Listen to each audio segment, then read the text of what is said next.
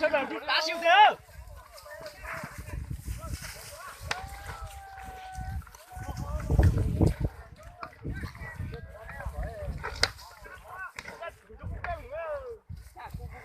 Gió cua tàu chi tàu nè, gió cua.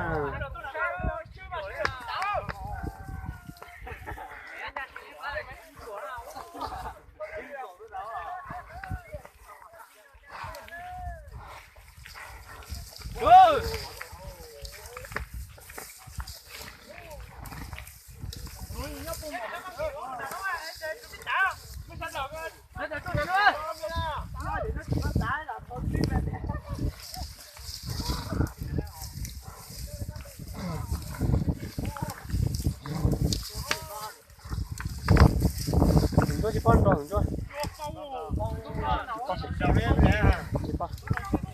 Chị con rồi. Nhiều chân cho đi, chị con cho. Giờ cũng cơ ý mà chẳng còn.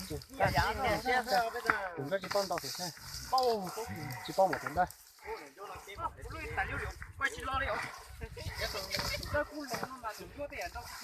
Nó cũng lông mà chẳng còn chút đâu chờ lo đó mà nó cũng đắng.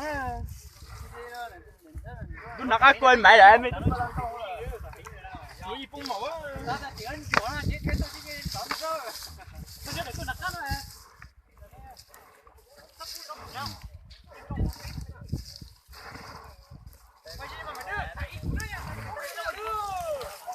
Ôi, cái chéo.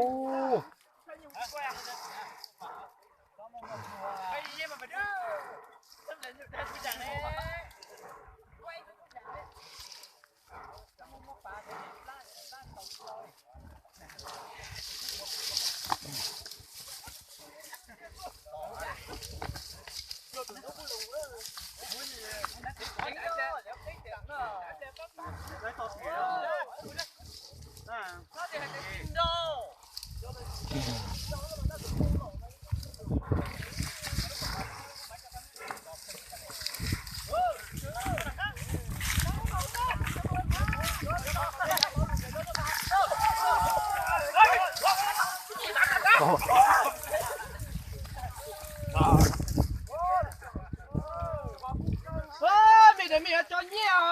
Mày cũng cho tụi chúa. Mày cho tụi chơi. Phải cũng mà cho tụi chúa chơi. Không phải.